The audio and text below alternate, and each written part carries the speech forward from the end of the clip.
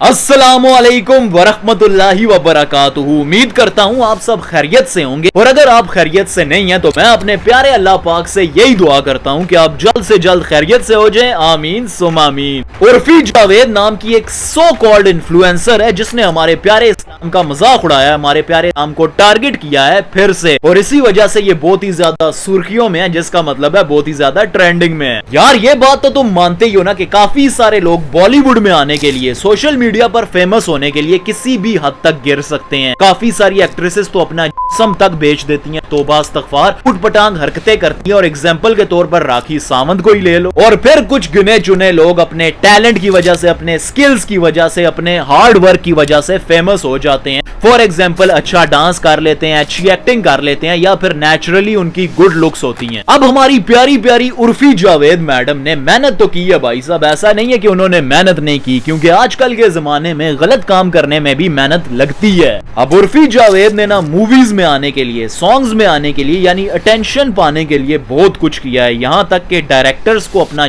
तक बेचा है। इसको आसान लफ्जों में कास्टिंग काउच भी बोला जाता है। और ये खुद इसने अपने इंटरव्यूज में कहा है कि कैसे ये काफी सारे डायरेक्टर्स के साथ सोई है, उनके साथ टेम्परेरी रिलेशनशिप में रही है, लेकिन उन्होंने सिर्फ इसका और का इस्तेमाल किया है और इसको छोड़ दिया है। आसान लफ्जों में मजे भी ले लिए और पैसे भी नहीं दिए। अब जब एक इंसान इस पॉइंट पे आ जाता है ना, तो उसके लिए उसकी इज्जत मैटर नहीं करती, स्पेशली एक औरत के लिए, क्योंकि वो अलग अलग मर्दों के साथ रह चुकी होती है, उनके साथ वक्त बिता चुकी होती है, ना जाने क्या क्या कर लेती है, तो वो अपनी इज्जत को प्रायोरिटी देना बंद कर देती है, उर्फी जावेद की तरह। अब उर्फी जावेद मैडम ने ये सब ट्राई करने के बाद एक नई चीज ट्राई की। अपना बद्दा जिस्म जो ये सिर्फ डायरेक्टर्स को दिखाया करती थी बंद दरवाजों में, पब्लिक को दिखाना शुरू कर दिया एक गंदी ड्रेसिंग सेंस के जरिए। उर्फी जावेद मैडम का अजीबो गरीब ना के बराबर कपड़े पहनकर अपना दिखाना, अब अगर कोई उन्हें समझाए तो उसके साथ बदतमीजी करना। बॉलीवुड में अपनी कोई एक्टिंग की वजह से फेमस हो या ना हो, लेकिन ऐसी हरकतें करके फेम पक्की है।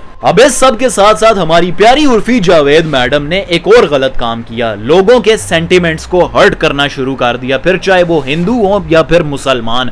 हिंदुइज्म की एक बुक है जिसका नाम है गीता, इन्होंने उसका मजाक उड़ाया, उसको बुरा भला कहा। इन्होंने कुरान पाक की आयतों का मजाक उड़ाया, और तो और एक औरत के हिजाब का भी मजाक उड़ाया। और अभी हाल ही में उर्फी जावेद मैडम ने फिर से को टारगेट किया, इस्लाम का मजाक उड़ाया एक ऐसी ड्रेस पहनकर जिसके ऊपर मस्जिद बनी हुई थी, जिसकी वजह से हमारे काफी सारे मुस्लिम बहन भाइयों ने इसको बुरा भला कहा, लानत भेजी, और कुछ तो इसके ऊपर केस भी करने वाले थे। लेकिन मैं आपको ये बताता चलूं कि इस ड्रेस के ऊपर मस्जिद नहीं बल्कि ताजमहल बना हुआ है। लेकिन इस क्लैरिफिकेशन के बावजूद काफी सारे लोग उर्फी जावेद मैडम को बुरा भला कहने लगे। कुछ कहने लगे नहीं भाई साहब मस्जिद ही है, और कुछ वहीं पे कहने लगे कि भाई साहब अगर ये ताजमहल है भी तब भी इसको ऐसे नहीं करना चाहिए था, क्योंकि ताजमहल भी एक मस्जिद की तरह दिखता है।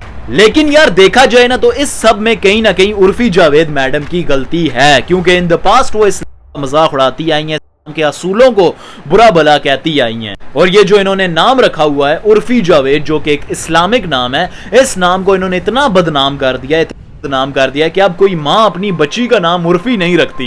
लेकिन अब इस सब में मैं आपकी ओपिनियन लेना चाहता हूँ, क्या उर्फी जावेद मैडम के ड्रेस के ऊपर मस्जिद बनी हुई है या फिर ताजमहल? और दोनों ही सिनेरियोज में क्या उर्फी जावेद मैडम ने इस्लाम को टारगेट करने की कोशिश की, हाँ या ना?